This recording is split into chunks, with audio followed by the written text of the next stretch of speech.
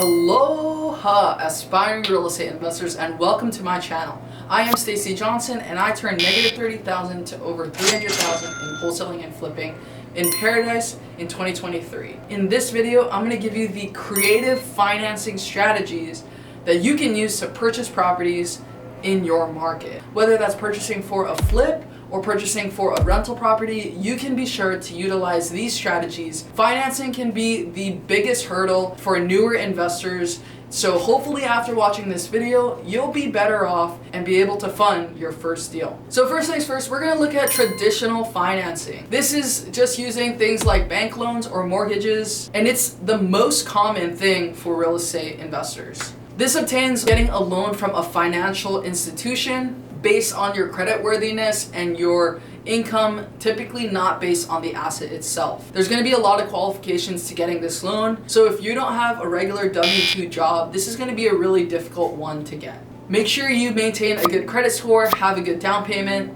and have a solid business plan. Here are some tips for getting a conventional loan. Number one, improve your credit score. A higher credit score increases your chances to getting better terms on the loan and increasing your loan amount. Make sure you pay your bills on time, reduce debt as much as possible, and resolve any issues on your credit report. Number two is save for a down payment. Typically, you're going to need to put at least 20% down on any type of investment property, even if it's through traditional financing. If you're buying $1 million home, that's $200,000. So if you don't have $200,000, you're not going to be able to buy $1 million house. You're going to have to deal with a way lesser price point.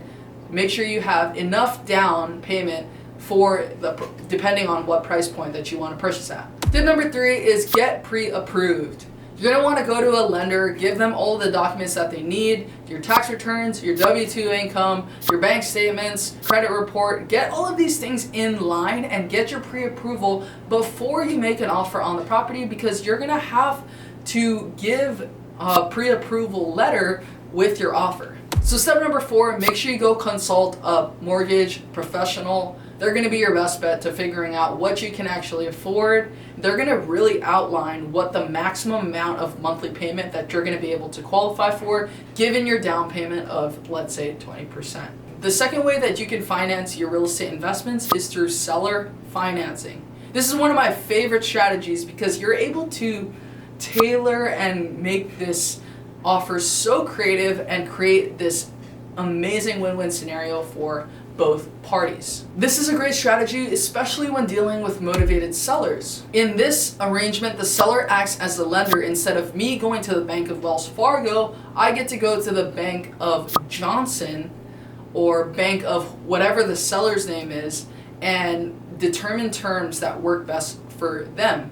If they don't need so much money down but want high cash flow, I can even go in with zero down and pay them $1,000 a month if that's the most that I can pay them. This is a great way to create a win-win scenario for both parties involved. Some tips on getting seller financing is tip number one, identify motivated sellers. Most sellers who aren't motivated may typically not want to go through this kind of process. If you are able to create a win-win scenario for this motivated seller's issues or problems, then you're going to be able to create great financing for both parties. Tip number two, negotiate favorable terms. Again, there are 4 different things that are involved in seller financing. Number one is your down payment. Number two is your total terms, or how long the total loan is going to be. Number three is your monthly payment, and number four is your total purchase price.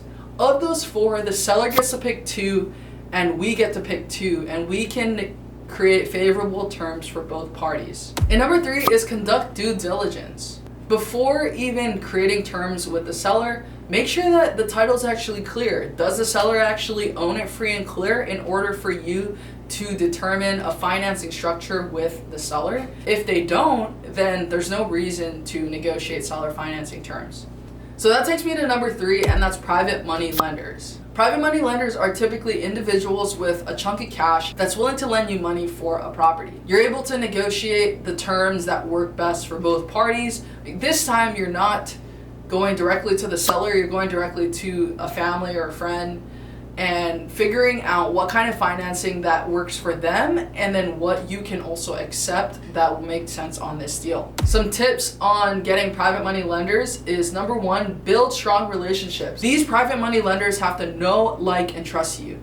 They are going to be giving you their hard-earned money and expecting a return on their money. If it's not somebody that knows, likes, and trusts you, they're probably not going to give you money. So you're going to have to go and build a huge network of people to ask and see if they're willing to be a private money lender. Tip number two is present a strong investment proposal. You got to show this private money lender that you mean business. Show them exactly what you're going to be using the money for. Make a presentation. Show them how much money they're going to make on their investment, how much money you need, and where exactly those funds are going. How long is it going to take for that project, and when are they going to get their money back on the back end? Tip number three is offer competitive terms. See what other people are asking in the area, and let's say people are offering 8%. Be that person that offers 10%.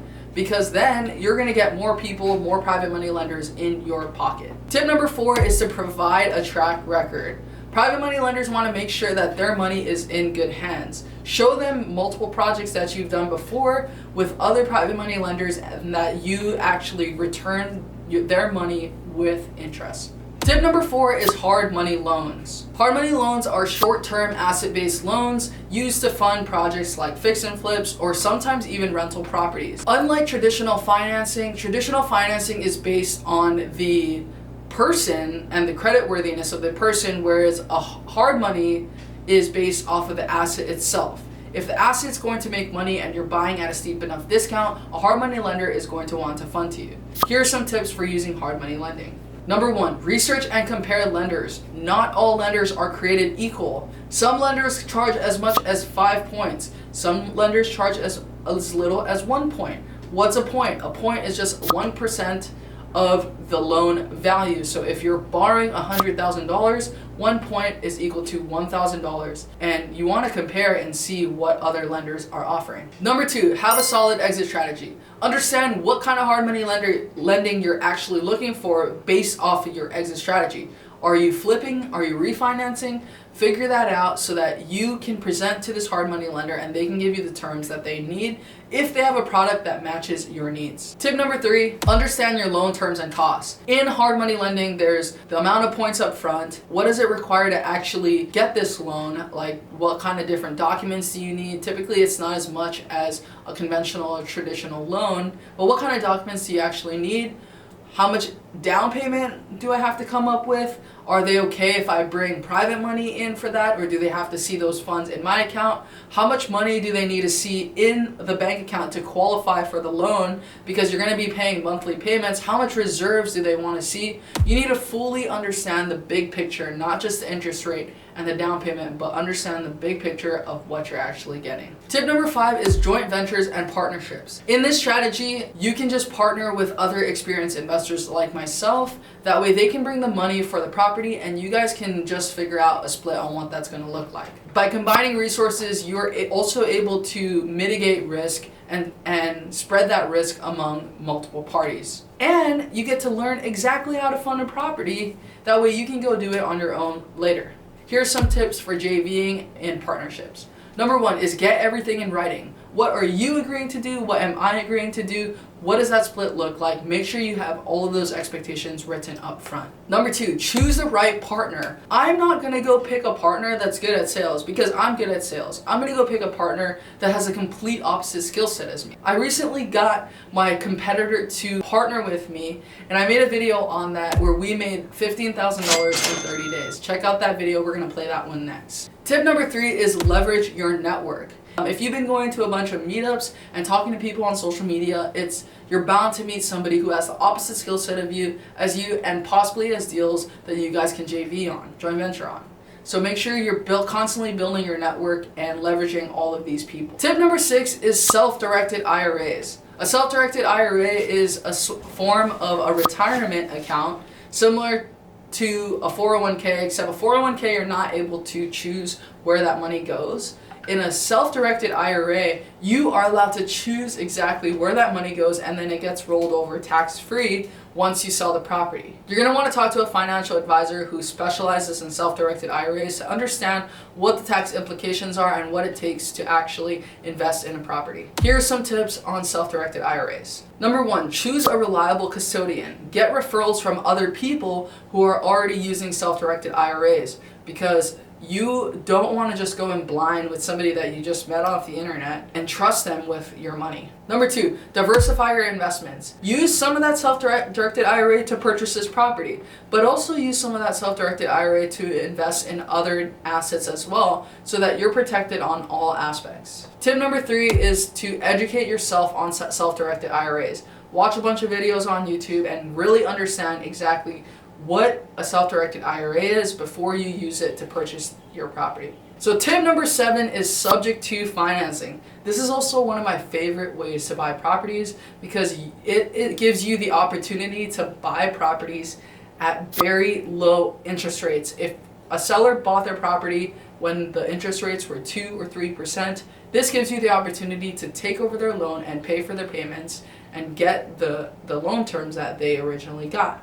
Subject to financing just means that you don't have to qualify for a new loan and you're taking over the payments of the existing loan on the property. Let's say somebody wants to sell their house for $100,000, but they owe $100,000.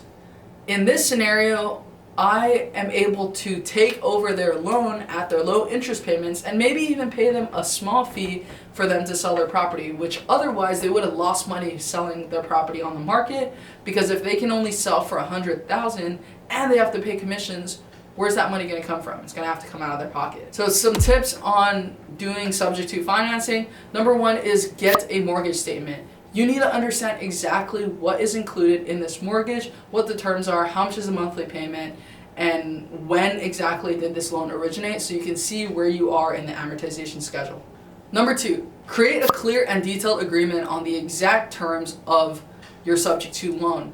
Make sure your seller is fully understanding what exactly they're doing, because in this scenario, the seller will need to stay on that loan. You're not doing what's called an assumption, where you just take their loan and you replace your name on that. They're leaving their name on the loan. So you need to make sure they fully understand that and sign an agreement. So with that said, tip number 3, make sure you build trust with the seller. This is a long-term relationship that you're gonna have with the seller. They need to trust that you're gonna pay their mortgage payments. So in conclusion, remember that creative financing is a great way to buy properties, and there are so many different ways that you're able to purchase them. As a newer investor, you can sometimes get so paralyzed and not be able to figure out how to buy a property and therefore make 0 offers. Don't be that guy, because you just watched this whole video. You should be able to buy your next deal, and I'm hoping that you're gonna get paid.